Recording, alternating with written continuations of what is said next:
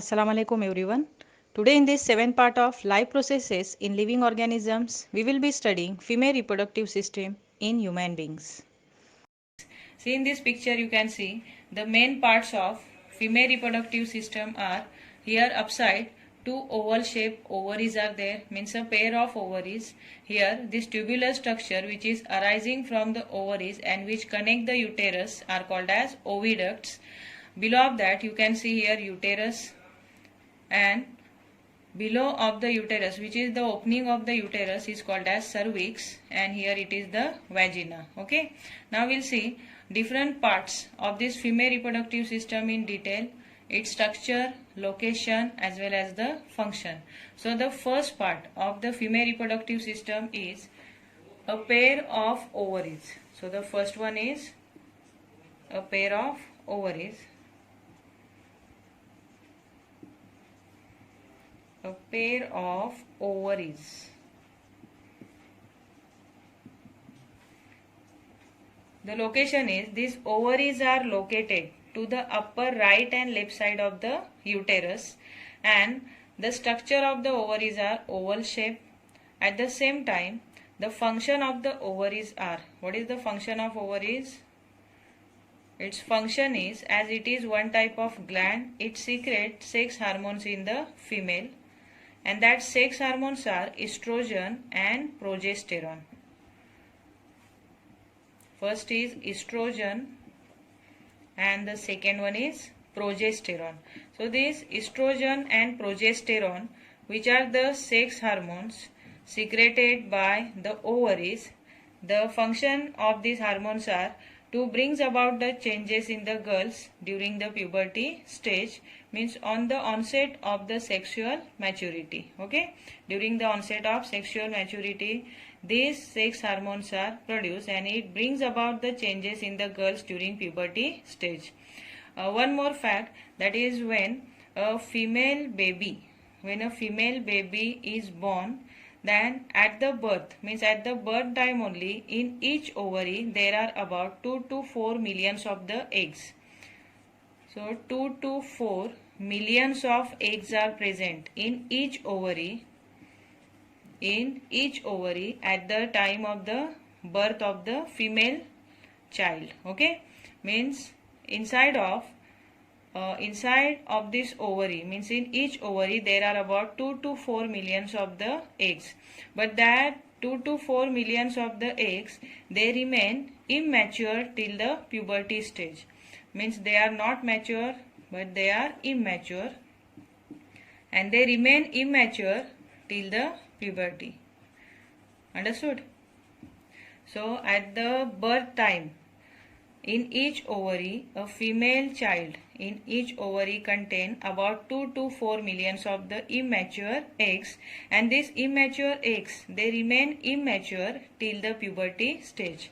Means in the puberty stage, when this or we can say when these girls reach the puberty stage, these eggs start to develop there, or these eggs start to mature. Now we will see next part. Its name is oviduct. So second is oviduct. Oviducts. Okay, you can see in this picture, these oviducts are nothing but the tubular structure. So this tubular structure which are arising from the ovaries and which connect to the uterus are called as oviducts.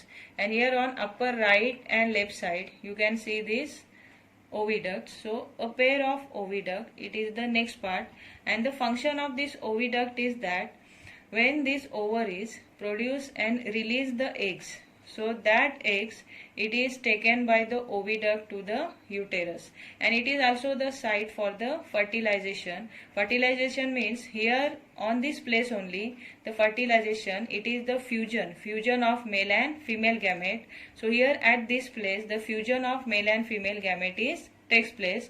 So it is also the site for the fertilization. Understood? The end point of these oviducts are funnel shape. You can see these are the funnel shaped ends of the oviduct, and this funnel shaped end, it has one opening at its center, and through this opening only the eggs which are produced by the ovaries, that eggs are taken through the opening which is present at the center of this funnel shaped end. Okay, so in this way here, after the production of the eggs, that eggs it is taken or it is passed through the opening which is present at the center of the funnel shaped end of the oviduct, and it is then taken to the oviduct and then to the uterus. Okay. The next part of female reproductive system is uterus. In this picture you can see the uterus. See this bag-like structure. Actually it is in the muscular form. So muscular bag-like structure. Inside of that bag-like structure, the total development of the fetus takes place. Means the growth of the baby or the development of the baby after the fertilization takes place inside of this uterus. So it is the muscular bag-like structure. So what is the function of the uterus? It ensures the total development of the fetus after the fertilization, and because of this muscular nature of this uterus and the muscles by which this uterus is made up of, that muscles are strong, or we can say they can considerably contract or relax. So what is the benefit of this considerable contraction and relaxation of the muscles of the uterus? So the function of uterus is it ensures the total development of the fetus inside of it, and it considerably contract and relax because the muscles are very strong, and because of considerable contraction and relaxation of muscles of the uterus, it can push the baby at the time of the birth. Means it can push the baby towards the vagina at the time of the birth. So it helps during the birth time of the baby.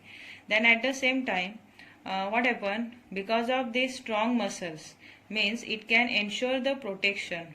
It ensure the protection to the growing fetus. Understood? See, the fourth part is vagina. So vagina, it is the muscular opening or it is a tube-like structure, and the function of this vagina is that it acts as the root. It is a root for the blood during the menstruation.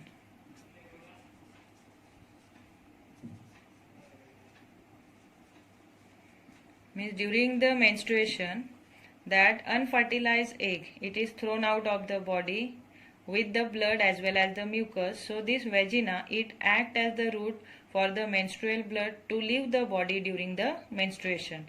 It is the first function. And the second function is that it delivers the sperm, okay, inside of this uterus. So to deliver the sperm, and it also acts as the pathway for the baby at the time of the birth. So these are the functions of the vagina, and it is muscular in nature. Okay. So in this way, different parts of female reproductive system perform different functions. For example, that we have seen this pair of ovaries, they produces female gamete called as eggs, and that immature eggs are already present inside of each ovary from the time of the birth of that female child. Okay, and it produces or it secretes female sex hormone called as estrogen and progesterone.